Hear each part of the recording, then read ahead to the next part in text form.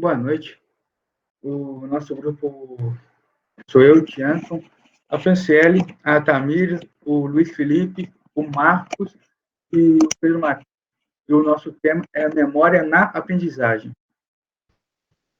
E a disciplina que estudamos foi em processos psicológicos, que estudamos no primeiro ano de curso, que foi lá em 2017, tanto no primeiro quanto no segundo período. E no primeiro período, Processos Psicológicos 1, foi lecionado pela professora auxiliatriz. E no segundo período, Processo Psicológico 2, foi o nosso professor Bruno que deu essa matéria. E através da matéria, Processos Psicológicos Básicos, falamos sobre a atenção, a memória, percepção, sensação, motivação, pensamento, linguagem e aprendizagem. E pegamos como base para essa matéria o livro Psicopatologia e Semiologia dos Transtornos Mentais, de Paulo Dangalahon, de 2008. E para começar a dar introdução ao nosso tema, vamos falar um pouco sobre memória. Então, o que é memória? Memória é a capacidade de registrar, manter e evocar experiências vividas. E ela está intimamente relacionada com o nível de consciência, que é, no caso, a vigília, né? A gente precisa estar acordado para a gente estar memorizando alguma coisa. Também como interesse afetivo também. Tudo que o sujeito aprende depende profundamente dessa capacidade de memorização.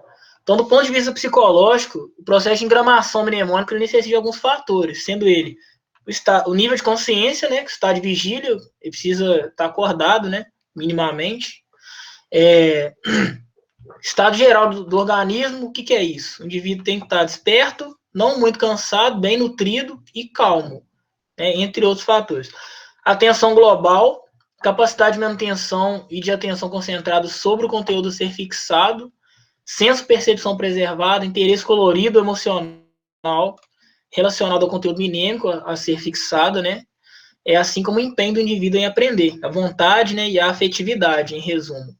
Tem que ter um conhecimento anterior, elementos que já conhecidos ajudam a adquirir novos elementos. Capacidade de compreensão do conteúdo a ser fixado, organização temporal das repetições, né, distribuição harmônica e ritmada no tempo ajuda na fixação de novos elementos. Canais, quanto mais canais senso-perceptivos envolvidos, mais eficaz é a fixação. Então, quanto mais canais sensoriais, mais eficaz é essa memorização do indivíduo. Aí a gente pega um exemplo aí, o método audiovisual do ensino de línguas. A conservação da memória, né? A conservação da memória depende de dois fatores: a repetição e a associação com outros elementos. A repetição, porque quanto mais se repete um determinado conteúdo, mais ele se solidifica. Você reforça o caminho sináptico. E essa associação com outros elementos a gente chama de cadeia de elementos mnemônicos.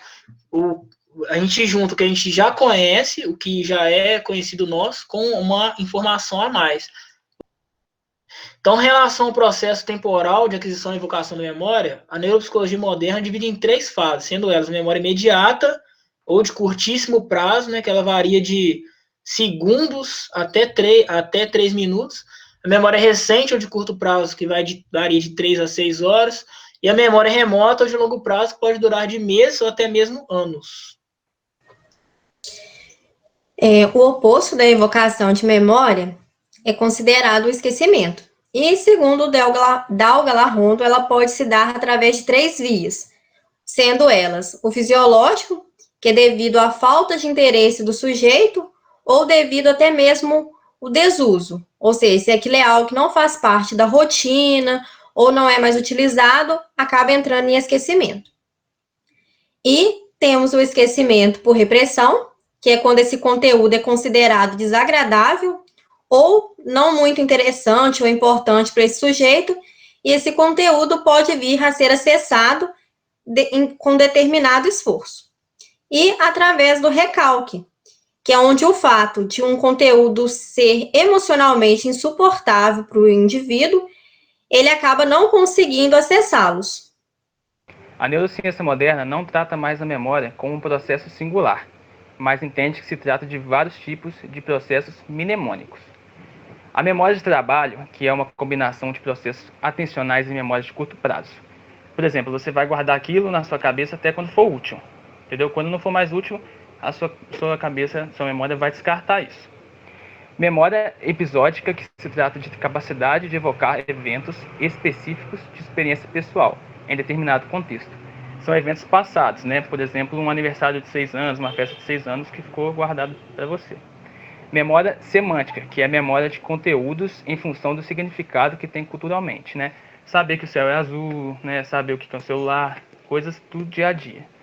Memória de procedimentos, que é um tipo de memória automática, onde o sujeito aprende e executa sem precisar evocar conscientemente com as habilidades motoras, por exemplo. Seria a pessoa comer, a pessoa dirigir, são coisas que a pessoa não precisa ficar pensando, eu tenho que pegar o garfo, pegar a comida e colocar na minha boca. Já é coisa automática, né? Você já faz sem pensar. A amnésia é a perda de capacidade de fixar, manter ou evocar conteúdos mnemônicos. Temos 2 tipos. A de cunho psicogênico, onde o indivíduo perde elementos específicos. Por exemplo, algum trauma, alguma coisa, são memórias que são temporárias. A pessoa perde por algum tempo, algum trauma, algum acidente aéreo, algum acidente de carro. A de cunho afetivo ou simbólico e orgânico, a perda é progressiva e pouco seletiva. A pessoa, ela sabe que aconteceu, por exemplo, um abuso, mas não lembra como foi, não lembra como que aquilo aconteceu. Existem vários tipos de memória genética, como, por exemplo, a memória psicológica, que permite que o sujeito armazene, descodifique e invoque ela ao longo da sua vida. Ele pega uma memória, ele armazena ela, ele descodifique no sentido de ser mais simples para lembrar, e ele invoque ela ao longo da vida. Memória genética e epigenética. Essa memória ela abrange conteúdos de informações biológicas adquiridas ao longo da história. Memória imunológica, que é o tipo de memória que reúne informações registradas e potencialmente recuperadas pelo sistema imune de um ser vivo. Memória coletiva, social ou cultural. Envolve conhecimento e práticas sociais e culturais desenvolvidas ao longo da vida, referente à sua cultura. Ou seja, tudo que você aprende na cultura, exemplo, a brasileira, que a gente está inserida, você sempre vai lembrar dela ao longo da sua vida, mesmo se você estiver em outra cultura, por exemplo. A memória explícita, que é relacionada ao conhecimento consciente, obtido geralmente com o esforço. Memória implícita, que é um tipo de memória que adquirimos e utilizamos sem que percebemos, sem consciência e geralmente sem esforço. Ou seja, quando você lembra de uma música, é uma memória afetiva que você está usando para lembrar sem nenhum esforço sobre ela. Pode passar. E o que isso quer dizer tudo no aprendizado? Pode ser definido como um processo de modificação de um determinado comportamento, por exemplo, que se dá resposta de uma pressão exercida pelo meio. Este se dá de formas diferentes, ao qual os seres irracionais irão obtê-la de acordo com a intensidade do estímulo recebidos, e seres racionais devido a questões ligadas a fatores emocionais e motivacionais. O que isso quer dizer? Quando você está trabalhando memória da aprendizagem, tem que ter um certo tipo de cuidado, porque depende do estímulo que está acontecendo. Você está estudando alguma coisa que precisa daquilo para ser lembrado, então o estímulo que vier externo ou interno vai fazer que você lembre, ou na hora, ou você pega uma palavra, armazena, e na hora de fazer alguma prova, você lembra dela através daquela palavra que você armazenou. Tem uma aprendizagem não associativa, através da habituação e da sensibilização. Aprendizagem associativo, podendo ser definido também como condicionamento, se dividindo em clássicos, onde se aprende a responder a algo até então ineficaz e operante, aprendendo através de esforços ou punição. Pode passar.